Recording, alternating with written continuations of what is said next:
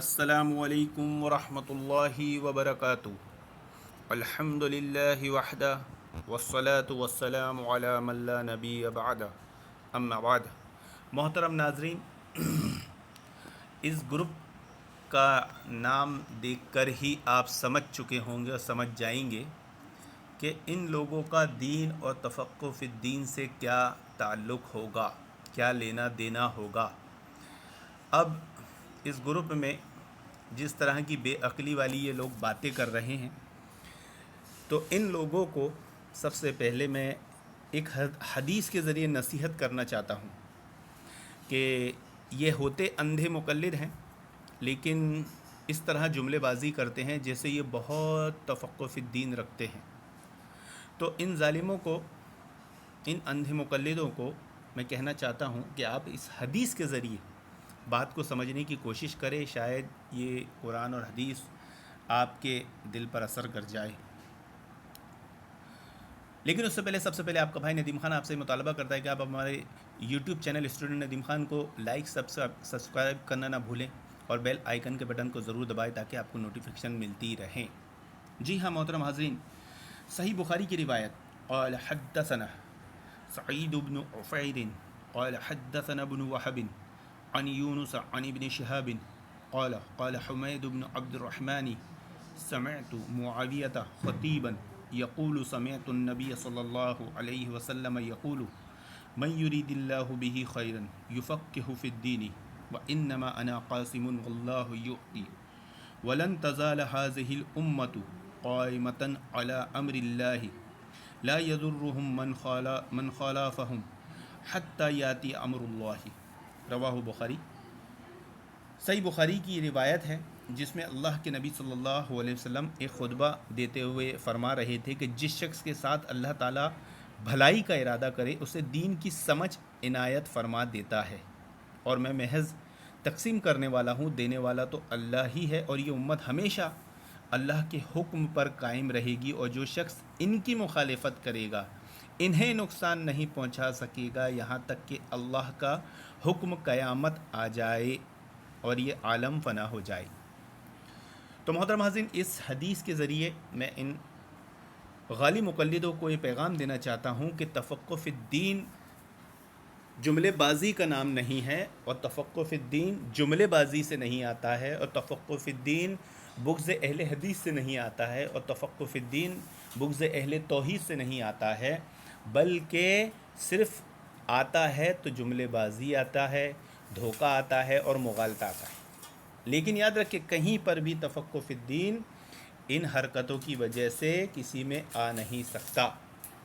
اور ایسے غالی مقلد اللہ کے نبی صلی اللہ علیہ وسلم کے اس فرمان پر ایمان لے آئے، کیونکہ ان کا ایمان تو قرآن حدیث ہوتا ہی نہیں، ان کا ایمان تو ائمہ کے اقوال اور ان کے امام صاحب ہوتے ہیں، لیکن چونکہ ہمارا کام لوگوں کی اصلاح کرنا، کتاب و سنت کی تعلیمات لوگوں کو بتانا ہے، تو جو لوگ اہل حدیث سے بغض میں دن رات لگے ہوئے ہیں وہ مایوس ہو جائیں اور نا امید ہو جائیں۔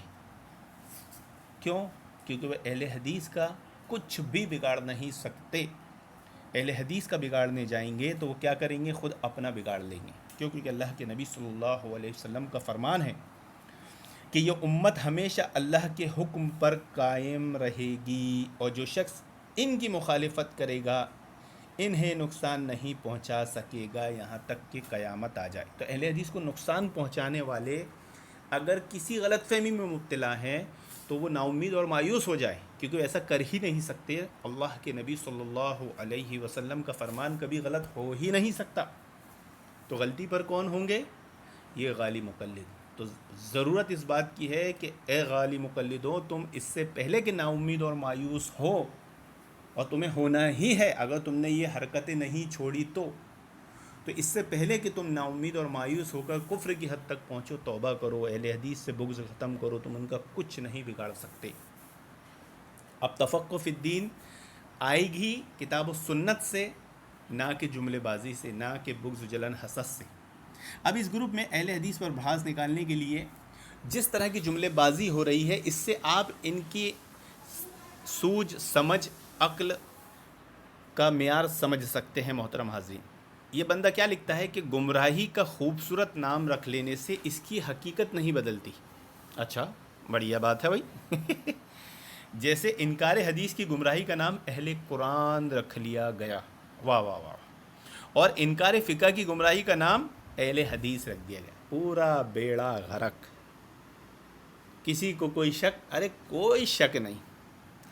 دو جملے تم نے اتنے اچھے مارے، لیکن تیسرے جملے میں تم نے پورا بیڑا غرق کر دیا، گوبر کر دیا. بھائی جو تمہارا پہلا جملہ ہے کہ گمراہی کا خوبصورت نام رکھ لینے سے اس کی حقیقت نہیں بدلتی، تو یہ جملہ تو آپ پر بھی لوٹا سکتا ہے کہ غالی مقلد اپنے آپ کو حق پہ سمجھے اور اپنا نام اہل سنت رکھ لے، اپنے کو حنفی بولے وغیرہ وغیرہ. تو کیا یہ گمراہی کا خوبصورت نام رکھنے سے حقیقت بدل جائے گی؟ اب مثال تو انہوں نے بہت اچھی دی، جیسے انکار حدیث کی گمراہی کا نام اہل قرآن رکھ لیا گیا. تو مثال آپ نے اچھی دی ہے، لیکن آگے جو آپ نے گڑ گوبر کیے ہو نا، اس نے آپ کی عقل پر سوالیہ نشان لگا دیا ہے.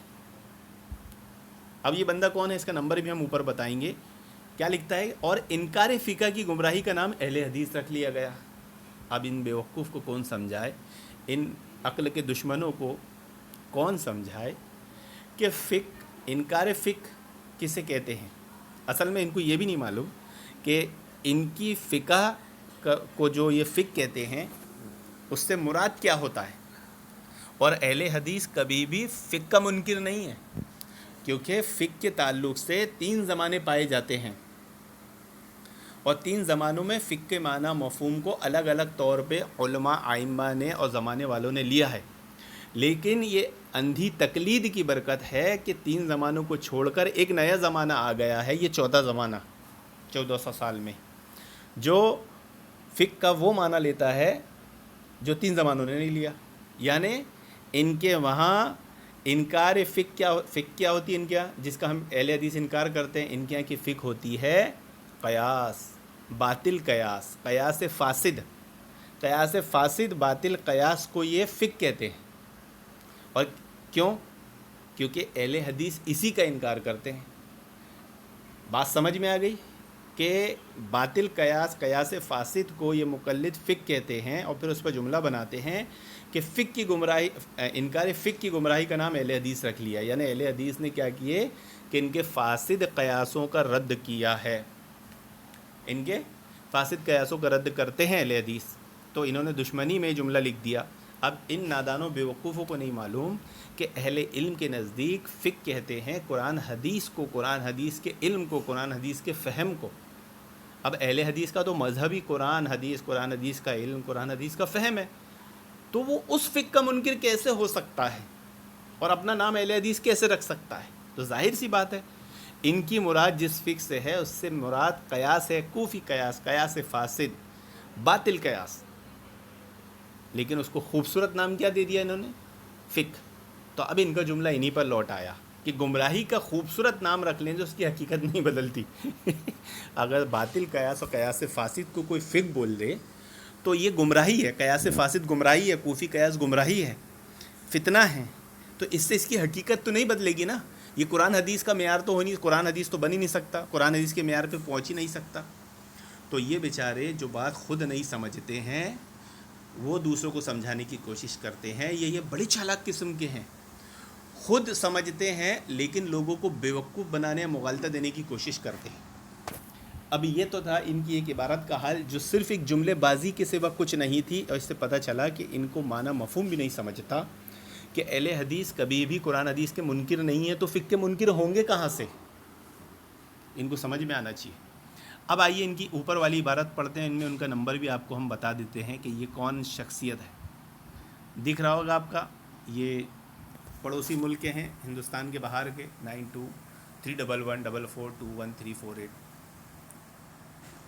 اب دیکھیے یہاں پر یہ کیا لکھتے ہیں. ان سے ان کے دین کے تعلق سے سوجھ بوجھ سمجھ کا معیار آپ کو پتہ چلے گا کہ غیر مقلدوں اپنے ان آقاؤں کی تو مان لو جنہوں نے تم جیسوں کا کو وجود بخشا ہے. مرزا غلام احمد قادیانی کے ملعون کے پرانے دوست مولانا محمد حسین صاحب بٹالوی لکھتے ہیں یعنی بیچارے جب بھی لکھتے ہیں نا اہل حدیث کے خلاف تو ایسا لگتا ہے صرف بھڑاس نکال رہے ہیں، جملے بازی ہے اور بھڑاس ہے، اس میں کہیں پر بھی تفقہ فی الدین نہیں ہے۔ کیوں؟ کیونکہ ابھی ان کا اور بیڑا غرق ہونے والا ہے۔ 25 برس کے تجربے سے ہم کو یہ بات معلوم ہوئی ہے کہ جو لوگ بے علمی کے ساتھ مجتہد مطلق اور مجتہد تقلید کے تارک بن جاتے ہیں، وہ آخرکار اسلام کو سلام کر بیٹھتے ہیں۔ ایک پھر آپ یہ بھی لکھتے ہیں کہ اگر وہ اہل حدیث میں جو ہے علم یا کم علم ہو کر ترک تقلید کے مدعی ہیں، وہ ان نتائج سے ڈرے، اس گروہ کے عوام آزاد اور خود مختار ہوئے جاتے ہیں۔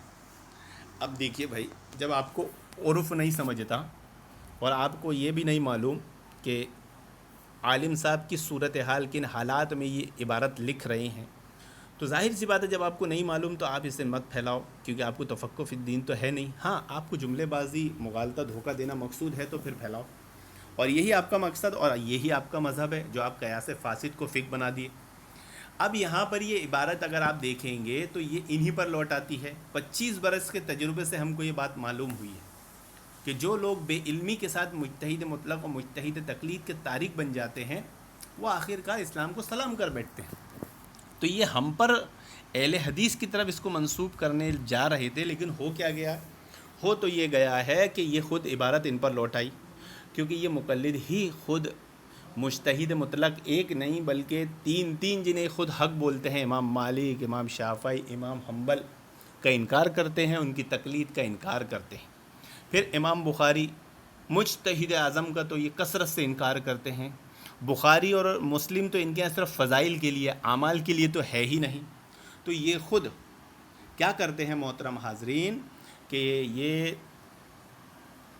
اسی آیت کے مصداق ہے کہ مجتہد مطلق اور مطلق تقلید کے تارک بن جاتے ہیں، وہ آخرکار اسلام کو سلام کر بیٹھتے ہیں۔ تو کیوں نہ ان کے تعلق سے کہہ دیا جائے کہ ان مقلدوں نے ہی اسلام کو سلام کر بیٹھا ہے، ایک نہیں تین ائمہ کی تقلید کا انکار کر کے۔ اب ہم ان سے سوال کریں گے اور یہ ہٹ دم کریں گے، بولے نہیں ہم تو مانتے ہیں، ہم تو بولتے ہیں وہ حق ہے۔ تو بولنے سے نہیں ہوتا نا بھائی، بولنے سے نہیں ہوتا۔ اگر آپ بولیں اور ان کی تقلید نہ کریں تو آپ گمراہی پر نہیں ہیں۔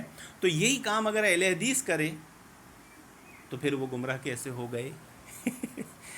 جیسے کہ آپ جانتے ہیں کہ چاروں مذہب برحق بولتے ہیں، اہل حدیث حنفی مذہب کو برحق بول رہے ہیں، تو پھر اہل حدیث تقلید کے منکر کیسے ہوئے، دار اسلام سے خارج کیسے ہوئے محترم حاضرین؟ تو آپ نے سمجھا ان کے اس انداز بیان کو، اس انداز کو، کہ یہ جو لکھتے ہیں یہ خود نہیں سمجھ پاتے، یہ جو لکھتے ہیں یہ پڑھ ضرور لیتے ہیں، یہ سمجھ نہیں پاتے۔ کیوں؟ کیونکہ ان کو تفقہ فی الدین نہیں ہے، اور یہ اس جماعت، حق جماعت جس کا یہ کچھ بھی بگاڑ نہیں سکتے، اس سے دشمنی کرنے میں لگے ہوئے ہیں۔ اللہ رب العالمین سے دعا کہ اللہ رب العالمین ان غالی مقلدوں کو کتاب و سنت کی طرف رجوع کرنے کی نیک توفیق عطا فرمائے، اور یہ ساری زندگی بھڑاس، جملے بازی جو اہل حدیث کے خلاف کرتے رہتے ہیں، انہیں اس سے باز آ جانے کی نیک توفیق عطا فرمائے، توبہ کرنے کی نیک توفیق عطا فرمائے، اور تفقہ فی الدین اگر چاہیے اور سمجھنا چاہتے ہو تو اس کے لیے کتاب و سنت کا علم حاصل کرنے کی نیک توفیق عطا فرمائے۔ آمین یا رب العالمین۔ وآخر دعوانا